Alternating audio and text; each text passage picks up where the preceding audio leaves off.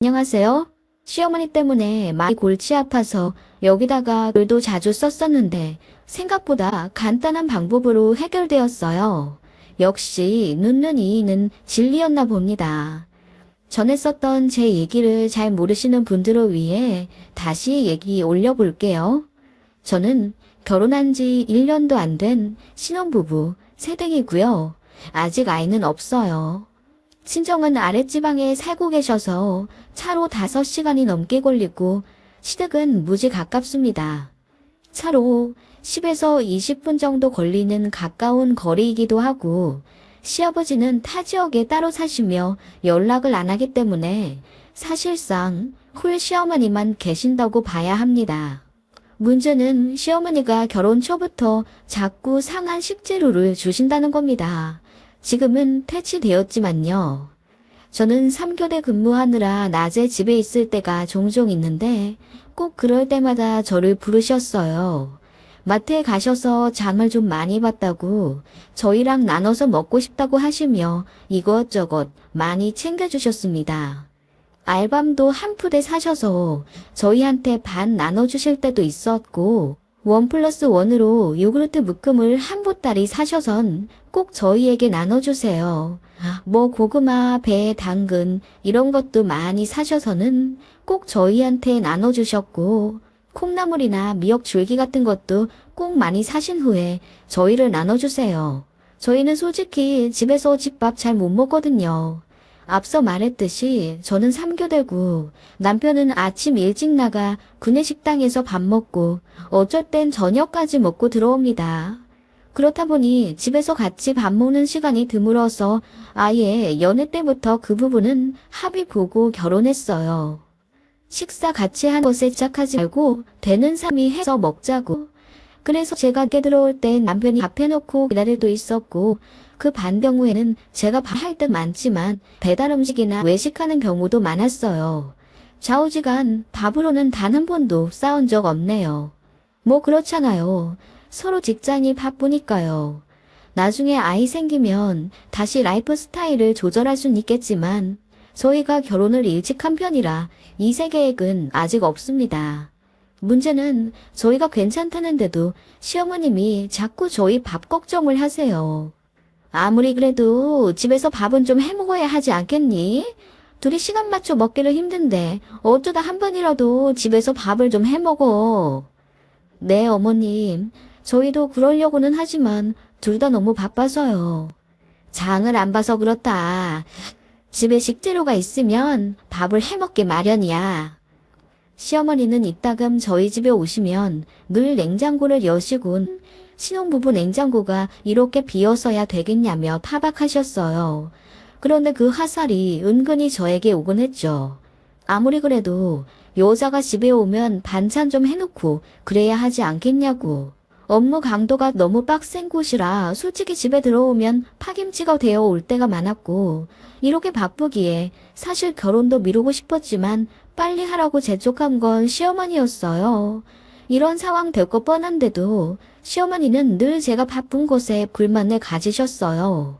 몇 년만 더 버티면 직급 올라가는데 애 낳기 전에 관두라고 하시질 않나. 그런 점들에 있어서 영락없는 옛날 시어머니였습니다. 결혼 전에는 세상 쿨하고 시대 흐름 다 따라잡는 트렌디한 시어머니인 척 저희에게 관심도 안 주시는 듯 하더니 막상 신혼집을 어쩌다 시댁 근처에 잡게 되니 저희 부부에게 아니 저에게 뭔가 기대가 많으신 듯 했습니다. 그럴 만도 하신 게 남편이 장남이었거든요. 제가 첫 며느리. 그렇다고 해서 제가 집에서 요리 젬병이거나 살림을 아예 손 놓는 편도 아닌데 너무 바빠서 매 끼니를 잘 챙겨서 해먹진 못해요. 그런데 어머님은 제 남편이 하루 최소 2번은 집에서 집밥 먹길 바라셨네요. 남편 구내식당이 엄청 잘 나오는 걸로 유명해요. 그런데도 회사에서 밥 먹는다고 하면 짠하게 보시고 한 분은 사진까지 찍어서 보여드렸는데도 집밥만 하겠냐 하시며 그놈의 집밥 집밥 집밥. 남편이 제발 그러지 좀 말라고 짜증을 내도 매일 도돌이표였습니다.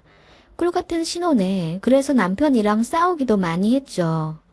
아니, 싸웠다기보단 제 일방적인 화냄이었지만요. 어머님은 나 바쁜 거 아시면서 왜 자꾸 자기한테 집밥 해주길 바라시는 거야? 나는 쉬지도 말라는 건가? 어머님 전화 올 때마다 스트레스 받아. 첫 마디가 오늘은 뭐 먹었니? 잖아. 그러지 마시라고 하는데도 자꾸 그러시네. 미안해 여보. 내가 한 번 더 잘 말해볼게. 하지만 어머님의 집밥 타령은 별로 사그라들지 않았네요. 그런데 어느 날부터 작전을 바꾸셨는지 저에게 식재료를 주기 시작하셨어요. 아무래도 재료가 있으면 아까워서라도 해먹지 않겠냐 하시는 마음이었던 것 같습니다. 처음엔 구황의 작물 위주로 고구마나 감자 같은 걸 그렇게 자주 주셨어요. 단호박도 한 서너 개 받은 듯 합니다. 열심히 해먹긴 했지만 양이 워낙 많다 보니 3분의 1은 상해서 버리게 되더라고요. 참다 못한 남편이 우리 다 못 먹어서 버리게 되니 그만 좀 주시라 하는데도 또 주시더라고요. 저희가 일부러 안 받으려고 시댁에서 오라시는데도 안 가고 있으면 택시 타고서라도 주러 오세요. 그렇게 오시면 또 냉장고 보시며 잔소리 한 바가지. 그러시더니 보관 오래가는 재료를 자꾸 줘서 그러는 것 같다며 중얼중얼 하시더니 그 다음에 오실 때는 콩나물이랑 버섯, 애호박 이런 걸 막 주시더라고요. 그냥 장을 봐서 택시를 타고 저희 집에 오셔서 냉장고에 넣고 가세요. 저도 스트레스 받지만 남편 역시 화가 나서 막 내지를 때도 많았어요. 그만 좀 하세요. 저희가 필요하면 알아서 장 봐요. 엄마가 자꾸 이러니까 와이프가 스트레스 받잖아. 시간이 없어서 못 먹는다고요. 버리는 것도 일이고 돈이에요, 엄마. 맞아요, 어머님. 어머님 주시는 거 다 먹고 싶지만 저희 집에 있는 시간이 얼마 안 돼요. 그러다 보면 식재료 다 못 해먹고 상하고요. 여기 음식물 쓰레기 버릴 때 다 키로로 환산돼서 많이 버리면 그만큼 돈도 많이 내야 하는 거예요, 어머님. 아니, 왜 이걸 못 해먹냐 이 말이야. 내가 해준다 해도 싫다 하고 재료를 사다 줘도 싫다 하고 도시락이라도 좀 싸다가 먹어. 그렇게 바쁘면. 바깥 음식 그거 얼마나 몸에 안 좋은지 아냐? 엄마, 바빠 죽겠는데 무슨 도시락이야. 10분만 시간 내면 반찬이 3개다. 엄마 말 들어서 냉장고 재료 제때제때 해서 먹어. 그렇게 호통치고 돌아가시면 저랑 남편은 기력이 다 빠질 정도였죠. 그 작전도 안 통한다 생각하셨는지 이제는 유통기한 얼마 안 남은 두부나 상하기 직전의 콩나물, 시들시들한 알배추 같은 걸 주시더라고요. 싫다고 해도 기어이 차 트렁크에 넣으시고는 이거 오늘이나 내일 안 먹으면 못 먹어. 꼭 해먹어. 식재료 버리는 게 얼마나 큰 죄인데. 오늘 집에 들어가면 가자마자 누워있지 말고 데쳐서라도 해먹어라. 한마디 하시는데 꼭 저를 보시며 말씀하시더라고요. 제가 해서 남편 해먹으라 이거죠. 이런 일이 잦아지니 저는 더 이상 시댁에 가기 싫어졌어요.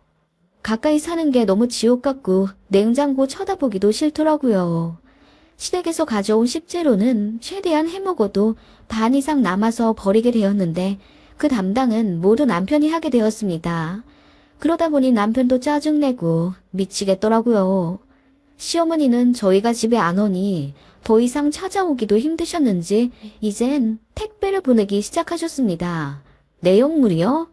역시나 상하기 직전에 가지, 산지 며칠 되어 대가리가 거뭇거뭇한 콩나물, 유통기한 하루 남은 소고기 등 그런 걸 그렇게 보내시더라고요. 2주에 한 번씩이요. 미치겠더라고요. 버리는 것도 일이고 남편이랑도 점점 사이 안 좋아지는 것 같고요. 왜 그렇게 저희 집밥 해먹는 곳에 집착하시는지 이해가 안 갈 정도였고 왜 시댁 때문에 이혼하나 그 심정이 이해가 가더라고요. 제가 참다 못해 친정엄마한테 다 말했습니다. 워낙에 걱정시켜드리는 거 제 체질 아니라 학교 다닐 때도 힘든 일 말 잘 안 했었는데요. 제 얘기 들으신 친정엄마는 그야말로 극대노하시며 시어머니 미쳤다고 막 욕하시더라고요.